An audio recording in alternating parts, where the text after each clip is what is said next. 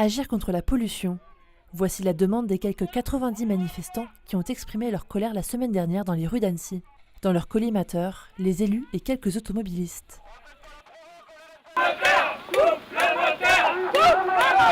On demande des vraies mesures, c'est-à-dire l'arrêt des industries les plus polluantes, l'arrêt du trafic routier international dans la vallée de l'Arve et dans tout le secteur.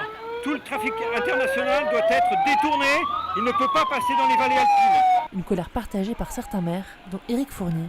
Sur ce sujet de la qualité de l'air, l'impression que nous avons, c'est que nous, collectivités, avons fait le job, qu'on a balayé devant notre porte sur un certain nombre de sujets, comme le passage à la mobilité décarbonée, le travail sur la rénovation énergétique. Tout ça se fait et se fait de manière très accélérée. Donc, pour ce qui est de la compétence des collectivités, les points d'amélioration ont été identifiés et font l'objet d'actions. Cette colère a été entendue par le préfet de Haute-Savoie, qui a décidé de prendre certaines mesures concernant le transport. À partir de ce lundi, les poids lourds les plus polluants font l'objet d'une circulation alternée.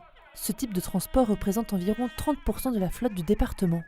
400 camions à peu près sont concernés qui ne sont pas aux normes 2001 actuellement sur la partie de la vallée de l'Arve. Il y en a plus sur le département, il y en a peut-être 1500 à 2000.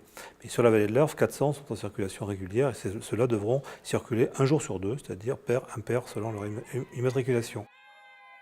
Autre mesure prise, l'interdiction pour les menuiseries ou les scieries de se chauffer à l'aide des chaudières biomasse. Les opérations de séchage du bois sont également reportées. Nous sommes actuellement engagés dans la réflexion d'un nouveau plan de protection de l'atmosphère qui sera sans doute plus ambitieux, plus contraignant peut-être aussi à partir du printemps ou de l'été prochain. Nous sommes actuellement en phase d'analyse, si vous voulez, d'évaluation du premier plan. Oui, j'ai conscience qu'en effet, il faudrait être probablement plus volontariste. Ces mesures exceptionnelles et temporaires pourront donc évoluer d'ici quelques semaines. En attendant, les limitations de vitesse sont toujours d'actualité. Sur l'autoroute, la vitesse est donc restreinte à 110 km/h, à savoir que depuis le 1er novembre, 900 infractions ont été constatées sur l'A40.